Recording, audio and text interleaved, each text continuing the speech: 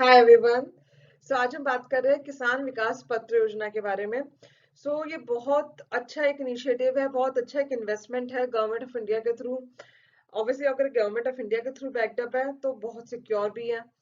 And मैं हमेशा से एक बात बोलती हूँ कि जितना भी आपके पास फंड है ना, उसका एलोकेशन आप इस तरीके से करिए कि आपके पास डिफरेंट डिफरेंट तरीके की आपकी इन्वेस्टमेंट्स हो। ऐसा ना हो कि एक ही बास्केट्स में आप सारी इन्वेस्टमेंट रखे जा, मतलब सब कुछ एक ही जगह पे आप पैसा इन्वेस्ट करे जा रहे हैं, तो अल्टीमेटली अगर लॉस होता है तो सारे पैसे का लॉस हो गया।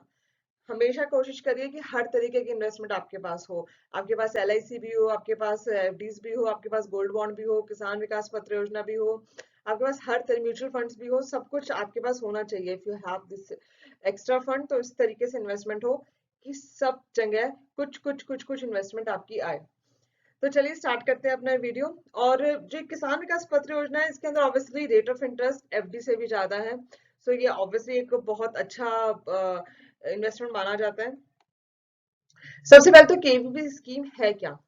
KVP scheme is a fix return scheme that is backed by the government of India. यानी कि गवर्नमेंट ऑफ इंडिया के थ्रू इसको रूट किया जाता है। ऑब्वियसली जैसे मैंने पहले कहा कि गवर्नमेंट ऑफ इंडिया के थ्रू आई हुई कोई भी स्कीम सेफेस्ट स्कीम में मानी जाती है। सेकंड, इसके अंदर जो मिनिमम डिपॉजिट वैल्यू है 1000 रुपीज है। एंड मैक्सिमम डिपॉजिट वैल्यू की कोई लिमिट नहीं है, यानी कि अगर आप ये स्टार्ट करना चाहते हैं तो आपको 1000 रुपीज तो इसके अंदर इन्वेस्ट करना ही होगा, और मैक्सिमम आप कितना भी इन्वेस्ट कर सकते हैं। Next, the scheme is good for those investors who have surplus money and want fix returns. यानी कि जिनके पास सरप्लस मनी है और जो फिक्स रिटर्न चाहते हैं वो उसमें पैसा लगा सकते हैं। Second, wants to double the money on maturity.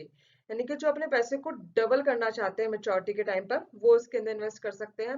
And who don't want to take the risk, यानी कि जो रिस्क नहीं लेना चाहते, जो रिस्क टेकर नहीं है, वो यहाँ पे पैसा इन्वेस्ट कर सकते हैं। बिकॉज यहाँ पे कोई रिस्क नहीं है, आपका पैसा बिल्कुल सेफ रहेगा, आपको जो इंटरेस्ट है वो उतना इंटरेस्ट आता रहेगा। ऑब्वियसली वो चेंज होगा as per government rules, but जो है वो फिक्स रहेगा, जितना इंटरेस्ट डिक्लेयर्ड है वो रहेगा ही रहेगा। मार्केट की कंडीशन उसको इम्पैक्ट नहीं करेगी। सेकेंड, केवीपी सर्टिफिकेट हम किस तरीके से परचेज कर सकते हैं? एक सिंगल एडल्ट से परचेज कर सकता है।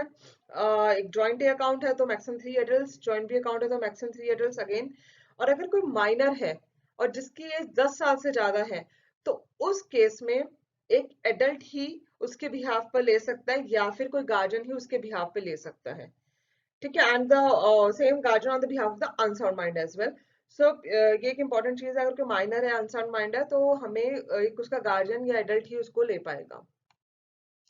नेक्स्ट, क्या हम पैसे को बिफोर मेच्योरिटी विड्रॉ कर सकते हैं? बहुत इंपॉर्टेंट पॉइंट है।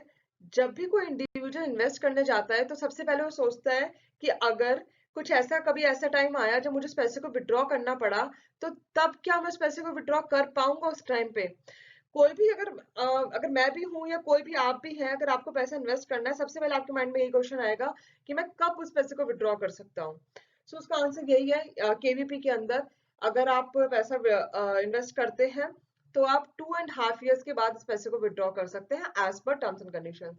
यानी कि 2.5 साल तक आपको उस पैसे को होल्ड करना ही होगा, उसके बाद ही आप पैसे को विड्रॉ कर पाएंगे। नेक्स्ट, मेच्योरिटी पीरियड कितना है? For the time being it's 124 months, and the KVP maturity period can be changed based on the rate changes as per Ministry of Finances। यानी कि मिनिस्ट्री ऑफ फाइनेंस अगर इसको change करता है तो maturity period change हो सकता है, बट अभी के लिए 124 months हमारा मेच्योरिटी पीरियड है। यानी कि 124 months के बाद ही वो पैसा मेच्योर हो जाएगा, जो फुल अमाउंट होगा, और वो हम विड्रॉ कर सकते हैं। नेक्स्ट, इस पैसे की टैक्सेबिलिटी क्या है और इंटरेस्ट रेट क्या है? बहुत इंपॉर्टेंट चीज है कि current rate of interest 6.9% per annum है। अभी एफडी पे भी 6% से ज्यादा इंटरेस्ट नहीं मिल रहा है। तो ये 6.9%, तकरीबन 7% का इंटरेस्ट दे रहा है, तो ऑब्वियसली अपने आप पे बहुत अच्छी इन्वेस्टमेंट हो गई। And the second main important point, कोई टैक्स डिडक्शन नहीं है, ना ही प्रिंसिपल अमाउंट पे ना ही इंटरेस्ट पे। यानी कि जो आप प्रिंसिपल अमाउंट इस पे अर्न करेंगे उस पे भी कोई टैक्स डिडक्शन नहीं होगी, और इंटरेस्ट पे भी कोई टैक्स डिडक्शन नहीं है।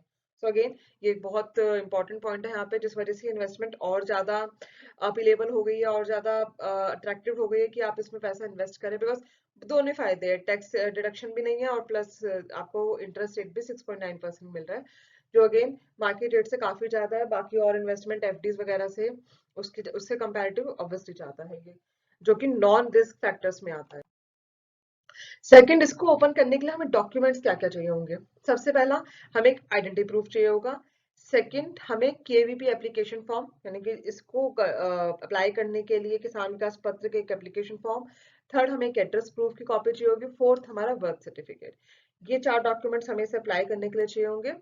और हम इसे ले कहाँ से सकते हैं? So KVP certificates can be availed from all India post office and online too, यानी कि आप इन सर्टिफिकेट्स को कहीं भी ऑल ओवर इंडिया किसी भी पोस्ट ऑफिस से ले सकते हैं, और अब ये फैसिलिटीज ऑनलाइन भी, आप ऑनलाइन भी इस चीज को ले सकते हैं। एंड अगर आपको मेरा वीडियो पसंद आया है तो प्लीज मेरे चैनल को जरूर सब्सक्राइब कर देना, और अगर कोई भी क्वेरी तो मुझे कमेंट्स में जरूर बता देना। और अगर आप मुझे इंस्टाग्राम पे फॉलो करना चाहते हैं तो हियर इज माय हैंडल, और यूट्यूब पे here it is C Neha Gupta. And again मेरी रिक्वेस्ट है आप सबसे कि अगर आप अपने फंड्स को एलोकेट कर रहे हैं तो बहुत वाइजली डिसीजन लीजिए, बहुत इंटेलेक्चुअल रहिए उस टाइम पे, कि अपने फंड्स का एलोकेशन इस तरीके से करिए कि जब अगर कोई भी एक इन्वायरमेंट खराब हुआ, मार्केट में कुछ भी ऐसा आता है जैसे कि कोविड-19 भी आया, तो आपका फंड एक या दो ही ऐसे हो जो इम्पैक्ट हो, ऐसा ना हो कि पूरे सारी आपकी बास्केट के सारे फंड्स ही इम्पैक्ट हो गए उससे। हमेशा इस चीज का जरूर ध्यान रखिए कि आपके पास हर तरीके की इन्वेस्टमेंट हो। कोशिश करिए कि हर साल एक रेजोल्यूशन लीजिए, हर कि इस साल मैं ये इन्वेस्टमेंट में इसको लूंगा। चाहे इस साल आप अभी ये स्टार्ट ही हुआ है तो आप मार्क कर सकते हैं कि इस साल I go for the KVP, this Kisan Vikas Patra Yojana, then I go for this gold bond, and then I go for this mutual fund SIP. कुछ भी ऐसी 2 3 4 या 5 आप हर साल अपने टारगेट लिस्ट में रखिए कि मुझे ये 5 इन्वेस्टमेंट लेनी ही लेनी है। नो मैटर व्हाट आपका अमाउंट कितना बड़ा है, अमाउंट आप छोटे से भी स्टार्ट कर सकते हैं, बट एटलीस्ट स्टार्ट करिए, क्योंकि ये इन्वेस्टमेंट आगे जाके बहुत काम आएगी। अभी कोविड-19 में जो हम लोगों ने टाइम देखा कि लाइक लोगों की जॉब्स चली गई, बिजनेसेस खत्म हो गए, तो उस टाइम पर सेविंग ही एक ऑप्शन था जब जहाँ पे बहुत लोग सरवाइव कर पाए। तो इसलिए हमेशा अपनी सेविंग को इस तरीके से प्लान करिए कि आपका फ्यूचर सिक्योर रहे, और फ्यूचर में अर्निंग्स आपकी एटलीस्ट सिक्योर रहे, कि कुछ नहीं तो एटलीस्ट आपके पास इतनी इनकम होती रहे कि आपका सर्वाइवल इजी रहे। Thank you so much, bye.